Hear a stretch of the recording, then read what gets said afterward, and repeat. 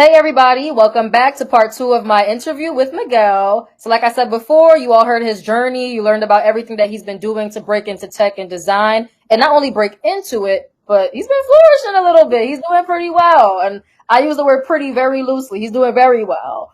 So what I wanted to do was to ensure that not only are you learning about his journey and understanding the direction of his career, but you're actually learning a skill from him. And that skill that we're going to talk about today, as mentioned, is 4 main tips on how to actually build a community. I'll tell you why we're doing that. A lot of you recognize that there is a lack of representation in certain things like finance, design, technology.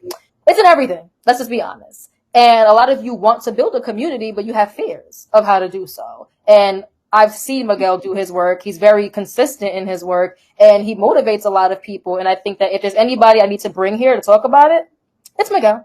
Yes, it is.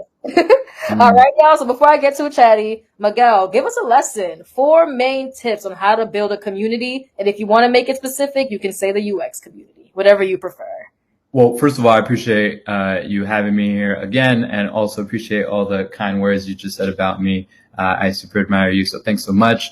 But yeah, building a community, I think is a super important skill to have. And so I think the first thing that you need to start with is you cannot build a community if you're not building a community around something that you're genuinely passionate about. Because as a community leader, you need to be able to sell people on why they should be in that community. And so your passion is going to be so imperative. So the first thing when it comes to building a community is identifying something that you're genuinely passionate about. It doesn't have to be something that you're particularly good at. It's just something that you want to bring people around for. So for example, myself, I am currently building 2 communities, a UX community, but specifically within UX, a community for beginners, because that is what I do. I am an instructor and I help beginners learn UX. And then on the other side, I am deeply concerned with the state of our politics and the state of our government. So I am creating a youth civic engagement community. These are 2 spaces that I move very comfortably in. And so I'm leading with passion first and foremost, and that may sound cheesy, but I promise you it's not, because I'm not the cheesy kind of person. I like to tell it like it is, and I find that a lot of people are giving advice on how to start a community, but they're not talking about starting with communities that you're passionate about, communities about something that you're passionate about. So that's my first one. What would you say to that, Juju? Is that a good starting point? You are literally on point. I would say that you mentioned something in a prior interview about it's not necessarily about how much of an expert you are in that space. It's a matter of the fact that you care about it so much that you're going to do whatever it takes to solve any problem that exists in that space. Or if there's one particular problem, you're going to figure out how to lock in and solve that problem. So to your point, for anybody who wants to start a community, focus on how to add value, how to solve that problem, and how to rally up a group of people, like we're talking about a community, to make that happen. So I think you hit it right on the nail. Juju, I always tell people, and this is like a little line that I've memorized because I say it so often, when you're building a community, you're serving, right?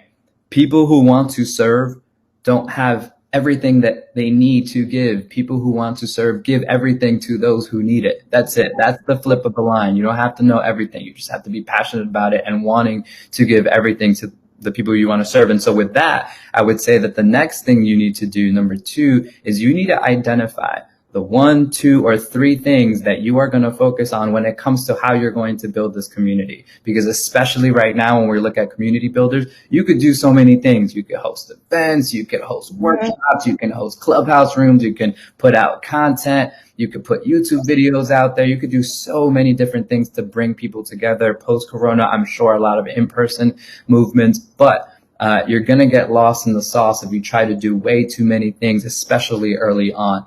Pick a main, driver. For us at UX Come Up, it's events. That's how we're bringing really people together. And then content and all YouTube and all of that, that's secondary. That comes after. But the main focus, the main driver is those events, those live events for us where we host events once a month that are free right now.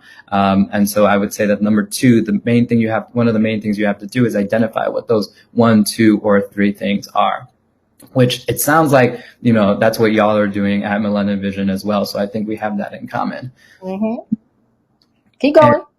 And then I'd say just to keep it moving. Then number three, getting right to it. And this is something that I was not good at to begin with, which is you need to be able to bring together people that are going to help you build this community. You cannot do it alone. I thought I could do it alone. I was doing it alone so much that I was damn near running every single monthly event myself and trying to grow this community and trying to promote it and trying to do all of these things. But community builders are not just community builders. They are leaders. They are team builders. They are, people that are leading the charge for a group of people to believe in something. And so a key part of building a community is knowing how to lead people, having great leadership skills, having great communication skills, having great selling, salespersonship skills. So that is something that I've learned over time. And so now I'm delegating left and right. Now I have somebody who's running the Meetup account. Now I have somebody who's running the IG account. Now we have people helping us with guests. Now we have people who are setting up the infrastructure of the event. And I'm sort of bringing all of these pieces together. So you got to make a decision. Do you want to be a contributor or do you want to be a leader of this community? Because oftentimes you can't do two things at once, and that's going to be really, really difficult. And so the last thing that I would say when it comes to building a community, just to wrap it right up, and this is something that I can go off on, but especially in 2021, content. There are so many different things that you can talk about when it comes to content, whether it's how to get a job, whether it's, personal brand, or whether it's community. The one string that all of those three things have in common is that content can help you get there. So right now, with my own content, that really was the foundation with my own content on LinkedIn. And that was the foundation of my UX community. That is how I was able to reach so many people. And now we're doing events that are bringing in 100+ people per event on Zoom. Clubhouse makes things easy because you just open an app. On Zoom, you gotta go to your calendar, you gotta click on join Zoom, open Zoom, you gotta turn on your camera, you gotta turn it off, you gotta mic there's so many things that we're asking people to do, and we're damn near getting 100+ people to do that, to take those 7 actions just to sit there and listen to us.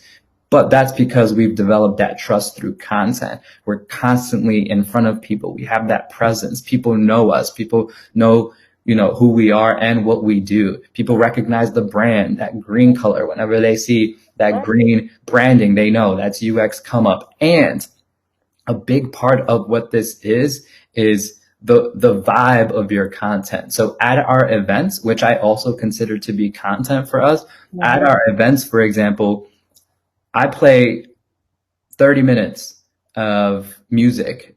And sometimes I'm mixing in real time. I'm live mixing for those 30 minutes. I do a little bit of DJ on the side just to kind of, relax a little bit. So I'm DJing for 30 minutes before those events, making them super poppin' and different. And so that now is something that people associate with the UX Come Up brand. This isn't a stiff UX community. And they see this in our content. Our content is fun. The way we talk to people, it's not, corporate. It's very relaxed. It's very slang heavy. So a big part of content is not only putting it out, but making it cohesive, making it have a vibe that people will come to remember you for. And that ends up being the hook. So the first thing is getting them to believe in what you're building, right? And believe in this idea, but then is hooking them back in with constant reminders. And those constant reminders is content. Yes, I love that. And like I said, even though the episode is called 4 Tips on How to Build Community, I do want to throw in a bonus. So I have a bonus question for you. Let's do it. The question is, what tools are you using to build your community? So what tech tools or whatever tools are you using to build? Okay, so number one, Meetup, which I've mentioned a couple of times over the span of the 2 episodes. I know people use Eventbrite. I personally like Meetup. I find that it's easy. Some of the interface elements on the organizer side are a bit outdated, so Meetup got to get on that. And their messaging tool is complete trash. However, I would not use a event organizing tool for messages anyway, which leads me to my second tool is Slack.